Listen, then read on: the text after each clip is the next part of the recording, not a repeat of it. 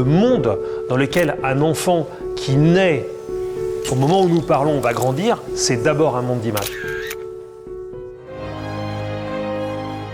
Le questionnement de l'image a toujours existé depuis les civilisations les plus anciennes. C'est ici que la photographie est née. Toutes les villes ne peuvent pas revendiquer d'être le berceau d'une grande invention. Grâce à Nicéphore Niepce, aujourd'hui, tout le monde fait de la photographie. 4 millions de clichés conservés au musée Nicéphore Niepce. Amener le monde pour voir celui qui, peut-être, le premier a vu.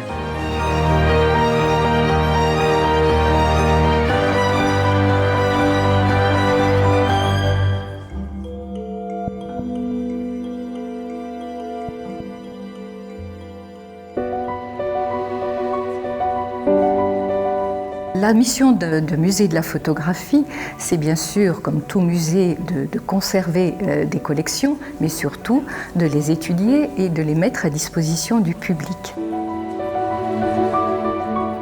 Je suis Brigitte Maurice-Chabard, je suis conservatrice en chef du patrimoine, je suis la directrice des musées de Chalon-sur-Saône, donc le musée vivant de Nons et le musée Nicéphore Niepce. Le musée Niepce, c'est déjà un musée qui va nous permettre de nous interroger sur ce qu'est la photographie et sur ce qu'est la pratique photographique. Le musée Nicéphore Niepce a cette particularité déjà d'avoir des collections prestigieuses avec un enrichissement constant. Nous sommes un musée de référence pour la photographie. Il a été créé en 1972 au sein de la ville de Chalon-sur-Saône. Et il a ouvert au public en 1974 et depuis, nous constituons des expositions temporaires et des expositions permanentes. Le musée Niepce, c'est l'occasion de découvrir la photographie dans son ensemble. C'est le seul endroit au monde où l'on peut partir de l'invention de Niepce jusqu'à la photographie contemporaine et découvrir la photographie dans toutes ses applications et toutes ses formes. Niepce avait imaginé la reproduction de l'image sans l'aide de la main. Son idée était vraiment cette reproduction et sa diffusion. Et aujourd'hui, la diffusion de l'image, elle est énorme. Et le flux des photographies aujourd'hui dépasse, j'imagine, ce que Niepce aurait pu imaginer. Et le musée va permettre au public de comprendre cela, son histoire et comment tout ça est arrivé aujourd'hui jusqu'à nous. Nous sommes là pour interroger nos visiteurs et pour nous interroger nous-mêmes sur ce qu'est la photographie et donc par conséquent l'image. Et le questionnement de l'image a toujours existé depuis les civilisations les plus anciennes. Le musée Niepce est unique dans le sens où il met en avant une pratique qui est une pratique universelle. On n'est pas tous peintres, on n'est pas tous sculpteurs, on est tous photographes. Je vais dire quelque chose qui est un peu cliché. On vit aujourd'hui dans un monde qui est imprégné d'images, où l'image est un média prédominant, on en a besoin au quotidien. Et on a tendance à oublier justement son origine, cette intuition géniale qu'a eue Nicéphore Niepce, qui d'ailleurs ne pensait pas inventer un procédé qui aurait un tel retentissement. Alors Nicéphore Niepce se rendait-il compte de ce qu'il était en train de faire ? Moi je crois que oui, parce que dans un de ses courriers, il écrit à son frère et il dit qu'il est comme Christophe Colomb qui découvre l'Amérique. Donc il n'avait pas forcément envisagé tout ce qui nous entoure aujourd'hui, mais il avait quand même une idée assez précise que c'était assez important ce qu'il était en train de faire.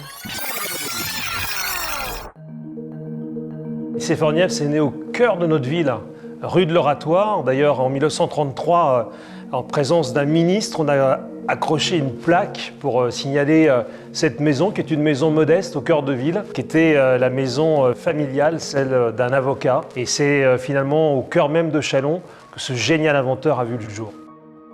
C'est extraordinaire, ce couple avec son frère, Claude. C'est deux hommes dans leur temps qui veulent faire avancer la science.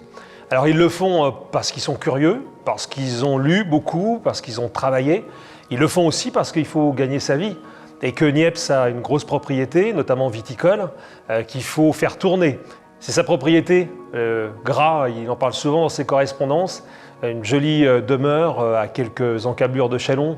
Et là, après des essais et des essais, il cherche d'abord, rappelons-le, à reproduire des gravures. C'est comme ça que la photographie va naître, en trouvant le procédé pour aller plus vite de reproduire des gravures.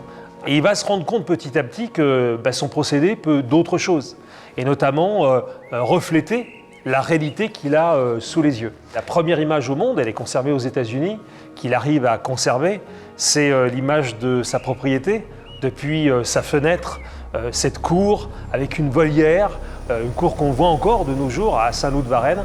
Et là, le miracle est né, la première image photographique est scellée pour l'éternité.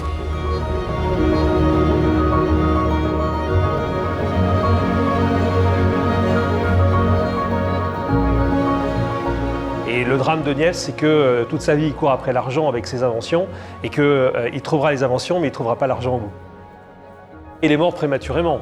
Il meurt en 1833, alors qu'il commence à imaginer l'exploitation de son procédé. Il n'a pas eu le temps de voir ce que son invention allait donner.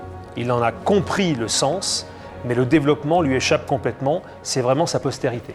On a été jusqu'à Niepce, et encore bien au-delà, parce que les choses ne se passent pas du jour au lendemain, on a été dans une civilisation de l'écrit. Le livre, grande invention propulsée par la création de l'imprimerie, a été la référence culturelle. À partir de Niepce, et surtout du 19e, fin 19e et le 20e siècle, et puis évidemment notre époque consacre ça, on bascule dans une civilisation de l'image.